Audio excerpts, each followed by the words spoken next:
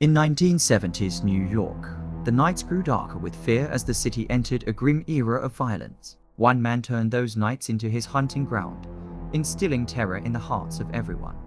David Berkowitz, also known as the son of Sam. This story isn't just about the actions of a killer, but also about a society gripped by helplessness, fear, and the relentless pursuit of justice. The tale of David Berkowitz forms one of the darkest chapters in the history of crime.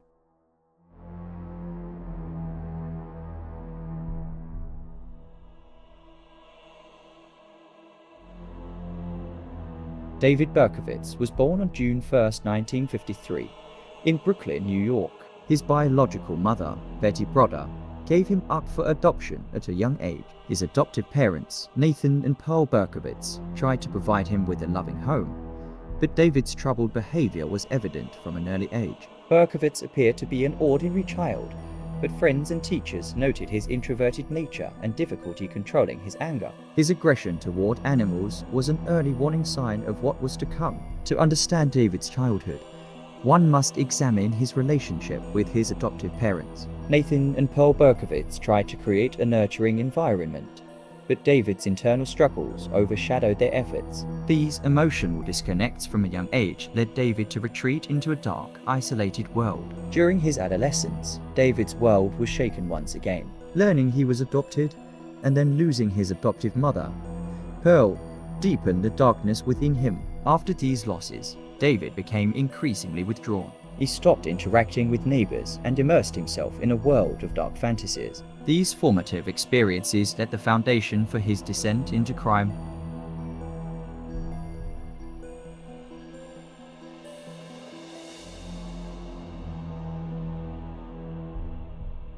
By his 20s, David was no longer confined to his thoughts. He was preparing to turn his dark desires into reality. He believed that even his neighbor's dog was speaking to him, urging him to kill. David's loneliness trapped him in a world of his own creation. His paranoia intensified, and his hatred toward people deepened. During this time, he began to see violence as the only solution. In 1976, Berkowitz began his killing spree in the Bronx, Queens, and Brooklyn. Young women and couples became his targets. These murders not only physically harmed his victims, but also struck a psychological blow to society. Berkowitz's motivations weren't solely rooted in his psychological issues. In his letters, he claimed that a demonic entity named Sam was instructing him to kill. This added to the confusion and fear among both the police and the public. David's actions during this period reflected a cycle of paranoia, loneliness, and violence. Although his neighbors and those around him noticed his odd behavior, they could never have guessed the truth behind it.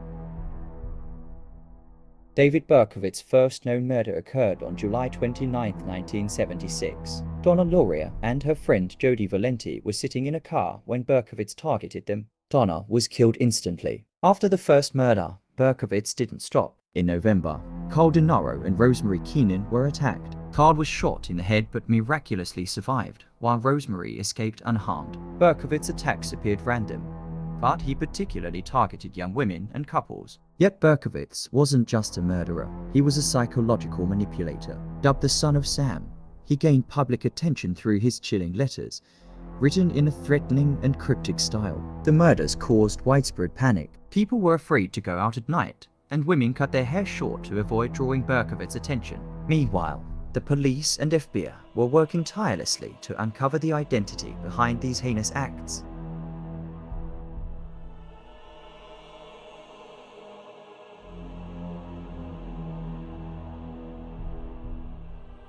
One of Berkowitz's mistakes was receiving a parking ticket near a crime scene. This small clue led the police to him. On August 10, 1977, police raided Berkowitz's home and found his .44 caliber gun. Berkowitz calmly confessed to his crimes after his arrest. During his trial, debates about Berkowitz's mental state took center stage. However, the jury determined he was guilty and held him criminally responsible for his actions.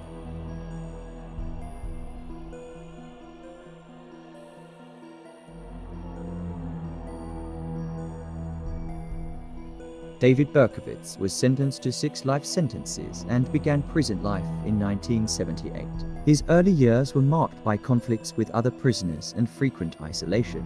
But as the years passed, Berkowitz began to follow a completely different path within the prison. In 1987, Berkowitz claimed to have experienced a conversion and embraced the Christian faith. Berkowitz, who started calling himself Son of Hope instead of Son of Sam, said that he repented for his past actions and devoted himself to religion. Berkowitz became a religious counselor in prison and began having religious conversations with other inmates. He also wrote letters to the outside world, advising young people to stay away from crime. However, this transformation story did not convince everyone. Some people saw Berkowitz's transformation as mere manipulation to get attention. Many victims' families refused to believe he had repented and argued that a life sentence was not enough. Throughout his years in prison, Berkowitz never showed complete remorse for his life and murders. Although it offers a story of transformation, the legacy of fear and pain it created has never been erased. David Berkowitz is still in prison today and occasionally tries to make his voice heard through the media. However, this name, which once terrified New York, still remains a symbol of fear and cruelty for many people.